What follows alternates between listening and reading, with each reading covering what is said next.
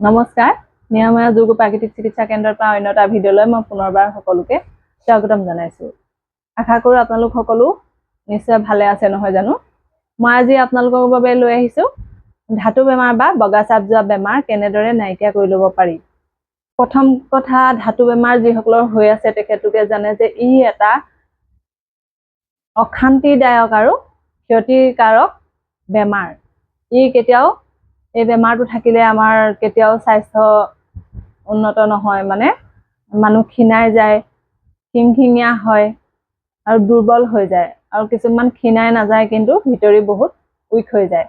গতিকে এই বেমাৰটোৰ পৰা কেনেদৰে সাৱধানতা অৱলম্বন কৰিব লাগে বা কেনেদৰে ইয়াক নাইকিয়া কৰি ল'ব লাগে তাৰে কেইটামান উপায় আপোনালোকৰ বাবে লৈ আহিছোঁ। আপোনালোকে নিশ্চয় ভিডিঅ'টো চাই ভাল পাব। যেনেকৈ আমাৰ থাইৰয়ডৰ সমস্যা থাকিলে এই বেমাৰটো হয়। যিসকলৰ মহিলা বা প্ৰাপ্তবয়স্ক যুৱতী আছে তেখেতলোকে নিশ্চয় গম পাইছে যে ছেক্সুৱেল প্ৰব্লেমৰ কাৰণে এই বেমাৰটো হয়। গতিকে সাৱধান হওক, সজাগ হওক। ই কোনো লাজ কৰিবলগীয়া বা লুকুৱাই ৰাখিবলগীয়া বেমাৰ নহয়। আমি হয়তো কেতিয়াবা প্ৰত্যক্ষ কৰোঁ যে ধাতু যোৱা বেমাৰ আছে নেকি বা বগা চাপ যোৱা বেমাৰ আছে বুলি ক'বলৈ লাজ পায়। যেনেকৈ আমাৰ নিৰাময় আৰোগ্য কেন্দ্ৰতে তেনেকুৱা বহুত পেচেণ্ট আহিছে বা তেনেকুৱা বহুত ছোৱালীয়ে হওক বা মহিলা আহিছে, কিন্তু প্ৰথম অৱস্থাত তেখেতলোকে ক'বলৈ অকণমান সংকোচ কৰে বা লাজ পায়। কিন্তু ই কোনো লাজ পাবলগীয়া বা সংকোচ কৰিবলগীয়া বেমাৰ নহয়। ইয়াক সম্পূৰ্ণভাৱে আপোনালোকে নিজৰ চেষ্টাৰে নাইকিয়া কৰি ল'ব পাৰে। আৰু এক নম্বৰ কথা, আমি যেতিয়া ৰাজহুৱা টয়লেট ইউজ কৰোঁ তেতিয়া আমি সাৱধান হ'ব লাগে, পাৰিলে ধুই ল'ব লাগে। তাৰ লগতে অন্তঃবাগ ধুওঁতে খাৰ চাবোন বা চাৰ্ফ ব্যৱহাৰ কৰিব নালাগে। তাৰ লগতে এটা কথা কওঁ, অন্তঃবাগটো আমি অকল ধাতু বেমাৰ থকা সকলেই নহয়, আন সকলেও খাৰ চাবোনেৰে ধুব নালাগে। এপিচ নিম চাবোন ৰাখক, সেই চাবোনডোখৰে আমাৰ কাপোৰখন আমি ধুব লাগে। তাৰ লগতে এটা কথা কৈ যাওঁ, আৰু আমাৰ যিসকল মহিলা বা যুৱতী এতিয়া পেড ইউজ নকৰে বা কাপোৰ ইউজ কৰে, তেখেতলোকে কি কৰে, কাপোৰখন ধুই পেলাই অন্য এখন কাপোৰৰ তলত মেলে বা লুকুৱাই মেলে, এনেকুৱা কেতিয়াও কৰিব নালাগে। আমাৰ মাহেকীয়া সময়ত ব্যৱহাৰ কৰা কাপোৰখন ভালদৰে ধুই ৰ'দ পৰা জেগাত অন্ততঃ মেলিব লাগে। আৰু জেউৰা, ৱাল তেনেকুৱাবিলাকত সেইবিলাক কাপোৰ মেলিবলৈ দিব নালাগে, কাৰণ বাহিৰৰ পৰা জেলুক জোক কিবা কিবি বগাব পাৰে। গতিকে সেইখন কাপোৰকে আমি যদি পিছত ইউজ কৰোঁ, আমাৰ ইনফেকশ্যন বাঢ়ি যায়। গতিকে আমাৰ গোটাংগত যিকোনো বেমাৰ হ'ব পাৰে। গতিকে আমি সাৱধানতা অৱলম্বন কৰিব লাগে। তাৰ লগে লগে যিসকলৰ সেই প্ৰব্লেমটো হৈ আছে তেখেতলোকে নিশ্চয় ভিজি থাকে, গতিকে ভিজি থাকিবলৈ দিব নালাগে। ভিজি থাকিলে কি হয়, আমাৰ ইনফেকশ্যন বাঢ়ি গৈ থাকে। গতিকে পেণ্টি লাইনাৰ ব্যৱহাৰ কৰক। আপোনালোকে সজাগ হওক, সাৱধান হওক, এটা সুস্বাস্থ্যৰ অধিকাৰী হওক। তাৰ লগতে আপোনালোকক এটা ঘৰুৱা ঔষধ মই শিকাই দিছোঁ। আমাৰ নিশ্চয় ওচৰে পাঁজৰে আছে যে আঁহত পাত আৰু চিচু পাত। বিজুৰ সংখ্যাত আপুনি পাতটো ল'ব, 21টা লয়, 25টা লয়। বিজুৰ সংখ্যাত লৈ বেলি পৰাৰ আগত ছিঙি আনি পিচি পেলাই গোটেই ৰাতিটো তিয়াই থৈ দিব, আৰু ৰাতিপুৱা বেলি নোলোৱাৰ আগত বাঁহী মুখে সেই পানীটো চাকি অকণমান কুহুমীয়া গৰম কৰি আপোনালোকে দৈনিক 7ৰ পৰা 10 দিন আপোনালোকে খাবলৈ অভ্যাস কৰক। দেখিব লাহে লাহে আপোনাৰ কমি আহিছে, যেনেকৈ ছাইড এফেক্ট নাই। গতিকে লাহে লাহে কমি অহা যেতিয়া আপোনালোকে অনুমান কৰিব, তেতিয়া আপোনালোকে সম্পূৰ্ণভাৱে নিৰাময় হোৱালৈকে সেই পাতৰ ৰসটো আপোনালোকে খাবলৈ অভ্যাস কৰক।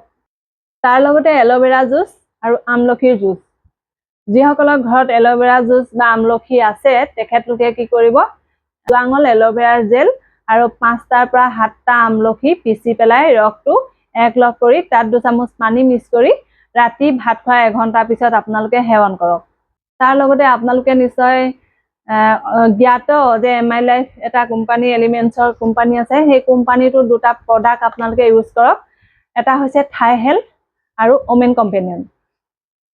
এই 2টা যদি আপোনালোকে 3টা বটল সেৱন কৰে, তেতিয়া আপোনাৰ সম্পূৰ্ণভাৱে সেই বেমাৰটোৰ পৰা আপোনালোকে মুক্তি পাব। ৰাতিপুৱা ভাত খোৱাৰ 1 ঘণ্টাৰ পিছত ওমেন কম্পেনিয়ন 2 চামুচ, তাৰ 5 মিনিটৰ পিছত থাই হেল্থ 2 চামুচ। তেনেদৰে আপোনালোকে ৰাতিও তেনেদৰে আপোনালোকে ব্যৱহাৰ কৰিব।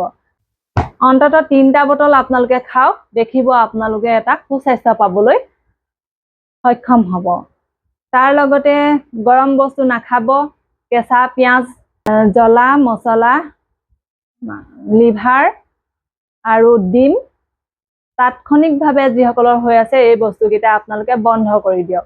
আৰু এই বেমাৰটো বহাত সহায় কৰে, গতিকে তাৎক্ষণিকভাৱে আপুনি এই বস্তুকেইটা আপোনালোকে বন্ধ কৰি দিয়ক, মানে নাখাব। তাৰ লগতে কেইটামান য়োগা অভ্যাস আপোনালোকৰ কাৰণে মই আগবঢ়াইছোঁ। দৈনিক এই য়োগা অভ্যাসকেইটা কৰি আপোনালোকে সম্পূৰ্ণভাৱে এই বেমাৰটোৰ পৰা পৰিত্ৰাণ পাব পাৰিব।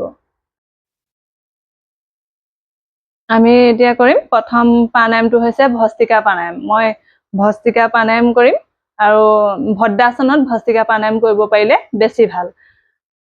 তাই দেখাই দিব ভদ্ৰাসন। দীঘল দীঘলকে উশাহ ল'ম আৰু এৰিম। 5 পৰা 10 মিনিট ভস্ত্ৰিকা প্ৰাণায়াম কৰিবলৈ আমি চেষ্টা কৰিম।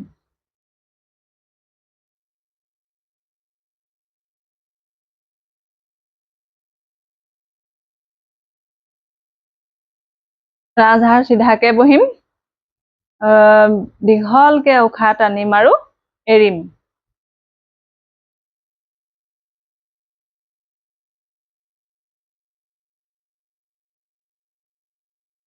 ৰিলেক্স। 2 নম্বৰতে কৰিব লাগিব বাটাৰফ্লাই 10 মিনিট। বাটাৰফ্লাই ভৰিকেইটা আমি এনেদৰে তাই ফ্লেক্সিবল হৈ থকাৰ কাৰণে তেনেদৰে লাগি গৈছে, আৰু যিসকলৰ লাগি নাযায় মোৰ দৰে এনেকে থাকিলেও হ'ব। অন্ততঃ 10 মিনিট আপোনালোকে এনেদৰে 5 মিনিট কৰিব ৰিলেক্স কৰি, আৰু 5 মিনিট কৰি দিবলৈ আপোনালোকে চেষ্টা কৰিব। ৰাজহাড় চিধাকে বহিব, ৰাজহাড় চিধা কৰি ল'ব, বুকুত উশাহ ভৰাই ল'ব, দীঘলকে বুকুত উশাহটো ভৰাই ল'ব, আৰু এনেদৰে পখিলা ব্যায়াম এনেদৰে 5 পৰা 10 মিনিট কৰিবলৈ চেষ্টা কৰিব।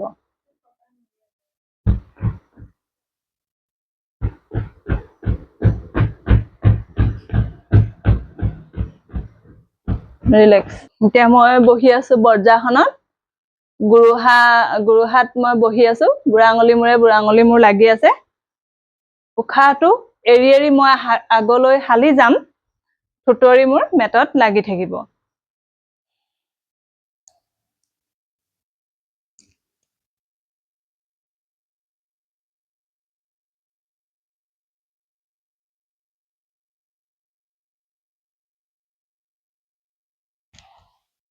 এনেদৰে আপোনালোকে 5 বাৰ কৰিব। এতিয়া কৰিম ভুজাংগাসন। তললৈ পেট কৰি শুই যাম। হাত দুখন কান্ধৰ তলত ৰাখিম, কিলাগুটি শৰীৰত লাগি থাকিব, আৰু উশাহ ভৰাই নাভিলৈকে দাঙিম।